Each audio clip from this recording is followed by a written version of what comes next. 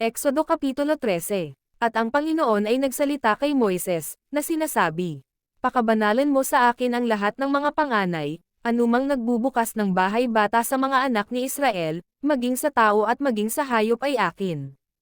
At sinabi ni Moises sa bayan, "Alalahanin ninyo ang araw na ito na inialis ninyo sa Ehipto, sa bahay ng pagkaalipin, sapagkat sa pamamagitan ng lakas ng kamay ay hinango kayo ng Panginoon sa dakong ito, wala sino mang kakain ng tinapay na may lebadura.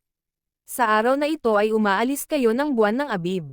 At mangyayari, na pagkadala sa iyo ng Panginoon sa lupain ng Kananeo, at ng Heteo, at ng Amoreo, at ng Hebreo, at ng Jebuso, na kanyang isinumpa sa iyong mga magulang, na ibibigay sa iyo, na lupang binubukalan ng gatas at pulot ay iyong ipangangilan ang paglilingkod na ito sa buwang ito.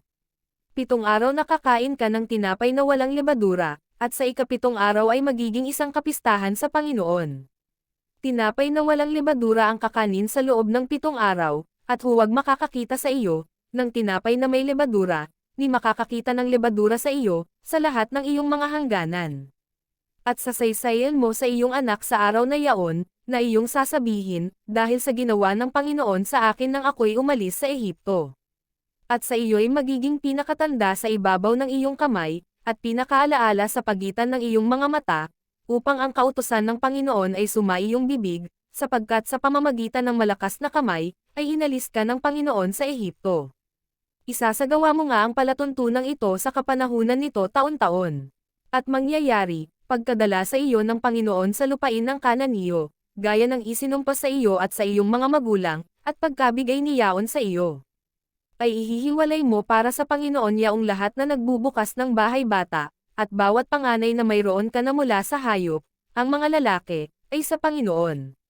At bawat panganay sa asno ay tatubusin mo ng isang kordero, at kung hindi mo tatubusin, ay iyong ang babaliin ang kanyang leeg, at lahat ng mga panganay na lalaki sa iyong mga anak ay iyong tatubusin.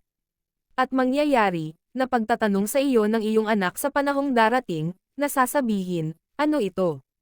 Na iyong sasabihin sa kanya, "Sa pamamagitan ng lakas ng kamay ay inilabas tayo ng Panginoon sa Ehipto, sa bahay ng pagkaalipin."